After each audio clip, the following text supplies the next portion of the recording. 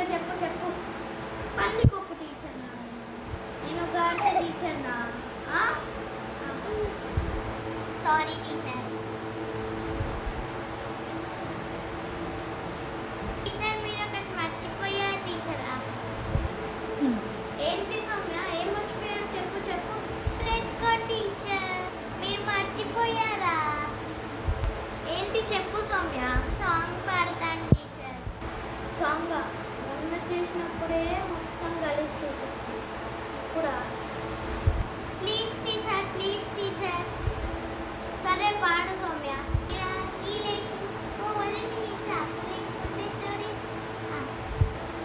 సౌమ్య నీకు ఒక దండం, పాట రాకమ్మా, నీకు దండం పెడతా.